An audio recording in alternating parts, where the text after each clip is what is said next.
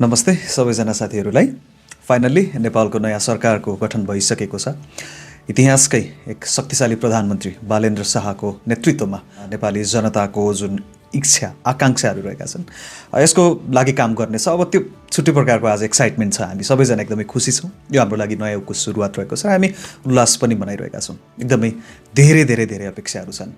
अब हामी चाहिँ स्पेसल्ली स्पोर्ट्स ब्याकग्राउन्डको मान्छे भएको हुनाले अब आउने सरकारले चाहिँ नेपालको खेलकुदलाई चाहिँ कसरी कायापलट गर्ला यसको बारेमा मैले यस अगाडि नै हुन त एउटा डिटेल भिडियो बनाइसकेको छु कि अब भन्ने सरकारले अझ स्पेसल्ली बालेन्द्र शाहको नेपालको खेललाई हेर्ने दृष्टिकोण कस्तो रहेको छ र राष्ट्रसभाको सरकार आइसकेपछि उनीहरूको घोषणापत्र वाचापत्र अनुसार के कस्तो भनेको छ र त्यो गर्न कतिको सफल हुनेछ त यसको विषयमा एउटा डिटेल भिडियो बनाइदिएको छु। तपाईँहरूले त्यो भिडियो चाहिँ मिस नगर्नु होला हैन।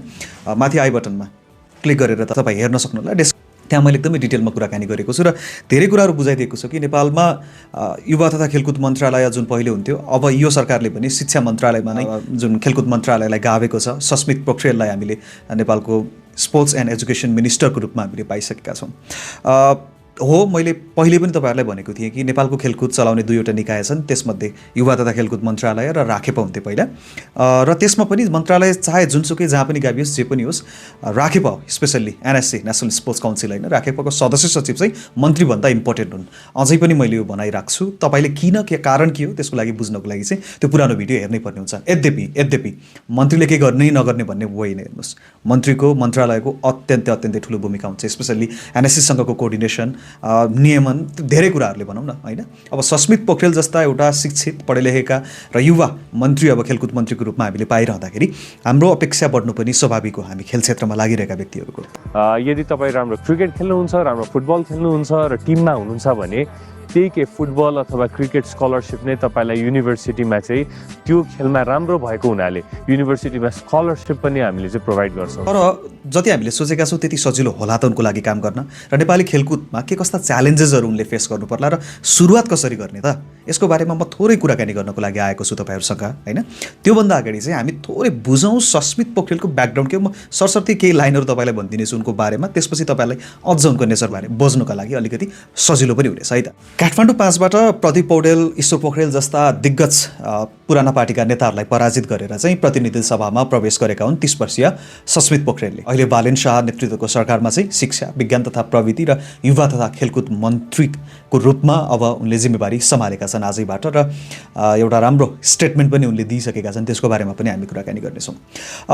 सस्मितलाई मान्छेहरूले धेरै नोटिस गर्न थालेको पछिल्लो समय सामाजिक सञ्जालमा देखिसकेपछि नै यो चुनावको क्याम्पेनहरूको दौरानमा त्यसपछि होइन चुनाव जितिसकेपछि आफ्नो विचारहरू एकदमै स्पष्ट राख्ने, खुलेर राख्ने, लजिकल कुरा गर्ने नेताका रूपमा चिनेका हुनु नि होइन।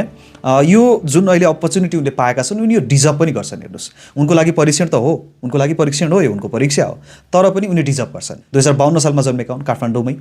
शिक्षा चाहिँ +2 अमेरिकाबाट गरेका हुन्।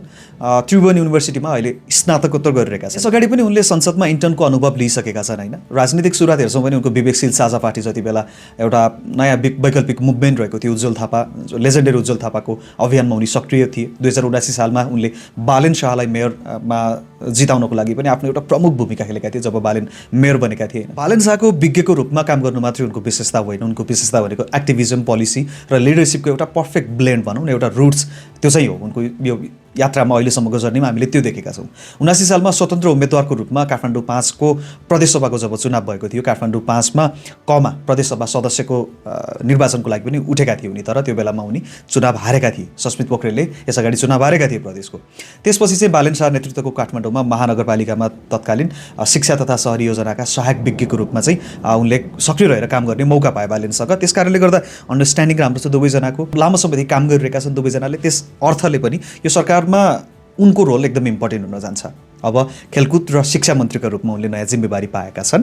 हामी खेलकुदलाई अब शिक्षाको बारेमा त मलाई त्यति आइडिया छैन, खेलकुदको बारेमा चाहिँ मैले धारणा राख्न सक्छु। हेर्नुहोस् सबैभन्दा त पहिला हामीले चर्चा सुरुवात गर्नुपर्ने के छ भन्दा उनले जुन मन्त्री बनिसकेपछि जुन स्टेटमेन्ट दिएका छन् नेपालको खेलकुद क्षेत्रलाई राजनीतिक यो भर्ती केन्द्र छ त्यसबाट मुक्त गर्नुपर्छ भनेका छन्। मैले अस्ति पनि डिस्कसन गरेको थिएँ, राष्ट्रसभाको कोर भ्यालु नै त्यही रहेको छ।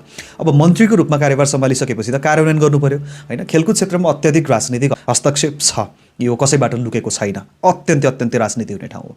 खेलकुद संस्था, खेलाडी र विज्ञको नेतृत्वमा उनले अब जुन सञ्चालन गर्ने भनेका छन् अबको स्पोर्ट्सलाई होइन, राजनीतिभन्दा बाहिर अनुभव र क्षमताको आधारमा प्रणाली निर्माण गर्ने अब उनको एउटा भनाइ जुन रहेको छ, यो अलिकति ऊर्जाजनक लाग्यो मलाई चाहिँ। उनले जुन भने नि नेपालको समस्या नै जहाँ राजनीति गर्नुपर्ने हो त्यहाँ राजनीति हुँदैन, जहाँ नगर्नुपर्ने हो त्यहाँ चाहिँ राजनीति हुन्छ होइन।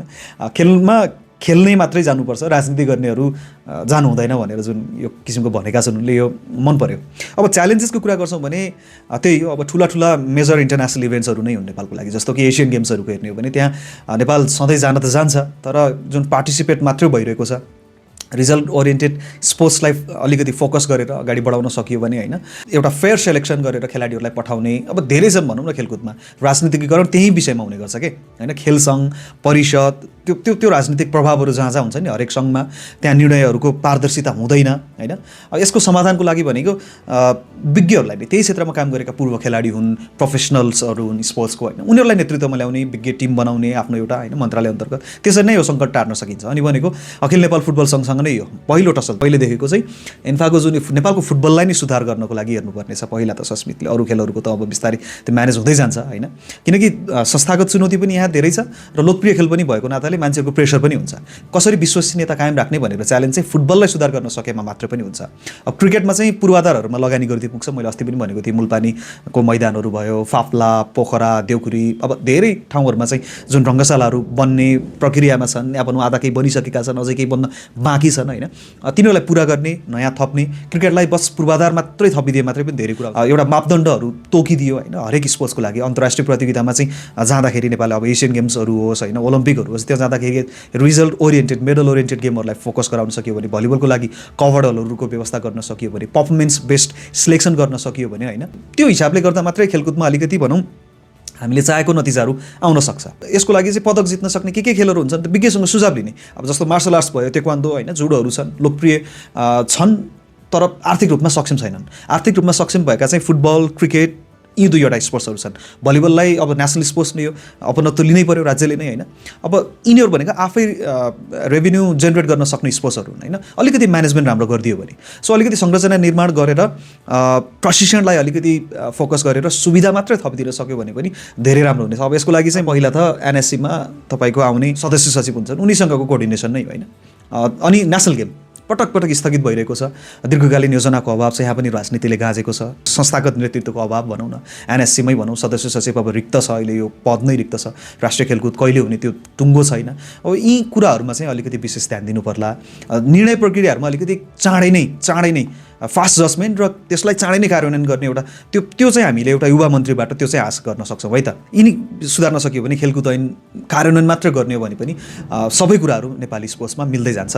भ्रष्टाचार पनि छ यसमा, फेरि अब त्यो नीतिगतका कुराहरू गऱ्यौँ तर यहाँ भ्रष्टाचार पनि हुन्छ। हेर्नुहोस् यहाँ त सिलेक्सन पनि फेयर हुँदैन, स्पोर्ट्समा अत्यन्तै धेरै चुनौतीहरू छ होइन। तर पनि यदि विज्ञहरूलाई नै राखेर मजाले छलफल गर्दै अगाडि बढ्ने भने चाहिँ सबै कुराहरू सम्भव छन्। अब राजनीति हटाएर एउटा सिस्टम निर्माण गर्न सक्ने हो भने मात्रै धेरै राम्रो होला नीतिहरू लागू गर्नको लागि। सो एउटा केवल मन्त्रीको सफलता नहोला, त्यसपछि सस्मितले यो गर्न सक्यो भने यदि होइन, खेलकुदको नै एउटा नयाँ युगको सुरुवात पनि हुनसक्छ भनौँ। त्यही हो, अब स्पोर्ट्सलाई पहिला त बुझ्ने छन् उनी, मलाई जहाँसम्म लाग्छ स्पोर्ट्सलाई बुझेका छन् भनेपछि धेरै कुराहरू गर्नु पर्दैन। जस्ट बुझेका मान्छेहरूलाई वरिपरि राखेर सुझाव सङ्कलनहरू गरेर के गर्न सकेला त्यति मात्रै गर्न सक्यो भने धेरै राम्रो। एन्फा जस्ता यी संस्थाहरूलाई, नालायक निकम्मा संस्थाहरूलाई चाहिँ अलिकति कसरी तहमा ल्याउने होइन, राम्रो गरिरहेकाहरूलाई कसरी इन्करेज गर्ने, खेलाडीहरूको, प्रशिक्षकहरूको जुन बारम्बार क्वेसन्सहरू उठिरहेका हुन्छन् त्यो सुझावहरू सङ्कलन गरेर फिडब्याकहरू लिएर चाहिँ त्यसलाई पुरा गर्न लाग्ने चाहिँ हामीले त्यत्तिको एनर्जी चाहिँ हाम्रो मिनिस्टरबाट चाहिँ हामी अपेक्षा गर्नेछौँ आगामी दिनमा। हाम्रो तर्फबाट केही सहयोगहरू चाहिन्छ भने नेपाल सरकारलाई, नयाँ मन्त्रीलाई, नयाँ मन्त्रालयलाई हामी सदैव गर्न तयार पनि छौँ। सुझावहरू तपाईँको पनि के छन् तपाईँहरू पनि कमेन्ट बक्समा लेख्ने गर्नु होला र तपाईँको आशा चाहिँ के छ नेपालको खेलकुदको लागि चाहिँ त्यो पनि लेख्नु होला है त। धन्यवाद।